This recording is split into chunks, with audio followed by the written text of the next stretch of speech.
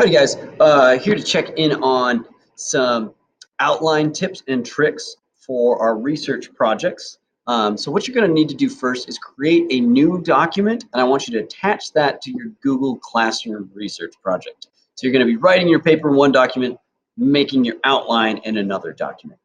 The first tool that I want you to get familiar with is going to be, zoom in just a little bit so you can see, this numbered list tool here. So I'm going to use the numbered list tool. You can pick any one really, but I like this one right here. And what this allows us to do is it allows us to create a hierarchy of organization for our research project information. So we're going to start with our big sections of our paper. So like introduction, and then perspective number 1, and then obviously perspective number 2, and our conclusion.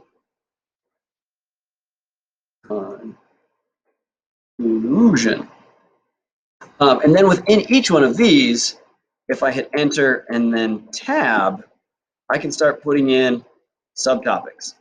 So what am I going to talk about in my introduction? What am I going to talk about in my perspective number 1? Subtopic. And you can see as I add more bullet points, it automatically adjusts what these other bullet points are doing.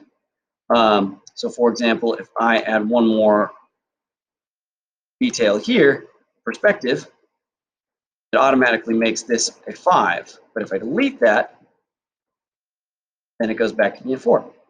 So the thing to know about these bullet points is if you put your cursor at the beginning of a bullet point of one of these letters, and I press tab, it's going to move it to the right. If I press shift tab, it's going to move it to the left. And you can see how this adjusts everything as it goes along. So put that in line with these ones. Now these are a unit. Shift tab. Now these are a unit. And we are able to build a hierarchy that way. So play around with that numbered list tool. And when you're ready, start taking a look at page 27 of your research outline packet. And this will walk you through what each bullet point generally should be. I'm going to talk briefly about the introduction and the topics. So for the introduction, there's 4 things I really want you to outline. I want you to think of an attention getter, a hook. Let's just say a hook. And I want you to describe topic. What is your topic? What's important about it? Maybe some background, maybe some areas of importance, like why does this idea matter? Importance. Maybe even definitions. Like if there's something specific about your topic that you need to introduce to me that I may not know just off the street, what is that? I want you to talk about your scope. And what the scope is if you flip the page 28, scope is just sort of your roadmap. It's what are you going to be talking about in this specific paper. So specifics of research. Some of your topics are pretty big. If you researched gun control, for example, are we talking about the economic effect if we were to limit gun control? Are we talking about the legal effect, the constitutional effect of limiting or expanding gun control? What specifics are we talking about throughout our research? And lastly, our research statement,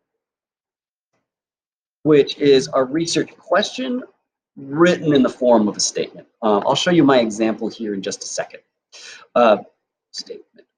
Okay, for those examples, take a look at the research resources on Mr. Restad's website, mrrestad.com. Take a look at the sample outline, and you can see how this all plays out. You can see I have my attention getter, and I've even listed my in-text citation. I've got a brief description of what my topic is, standardized testing. I've got some citations here to back me up. I've got my scope. Here's what I'm talking about. Here are the main points that I'm going to address on both sides. And then I've got my research statement here. Let's zoom in a little bit on that. This is an okay research statement. It's not a great research statement for one big reason. If I say, ultimately, educators and students are forced to administer and take standardized tests, but these tests must be examined for whether they are necessary, helpful, and accurately measure what they are intended to. Yes, it gets to my point of what I researched and why I researched it, but it also really lets you know what my feelings are. If I'm saying educators and students are forced to take standardized tests and they need examined whether they are necessary or not, you can tell I don't have a very positive view of this subject. You can tell my bias from reading that. So I want you to do a better job than me. Try to represent, like, here's what this research is about without letting the reader know what position you're talking about. All right, back into your outlines. For each of these perspectives, if you've done your work in order, you should already have the A, B's, and C's done. You should already have your subtopics chosen with your graphic organizer. So you're going to type in your subtopic, like number 1. You're going to do subtopic number 2, subtopic number 3. And then for each one of these subtopics, one of these arguments that backs up, here's what people believe, here's why they believe it. And underneath each one, you're going to have at least 2 points of reference. So 2 details, some notes, specific quotations, support to back up this idea. So you're going to be scanning your notes and then copying and pasting details that you can fill in here. So details or support, quotations. You can see what that looks like in my sample paper as well. So like, here's my big idea. Students generally should know the same thing. And then I've got different points underneath that. One thing to note is, I've always learned it as the A-B rule, is if you have an A, you have to have a B. If you have a 1, you have to have a 2. If you have a C, or if you have a Roman numeral 1, you have to have a Roman numeral 2. You can't just let things be like this. I can't just do a hierarchy that steps down, that.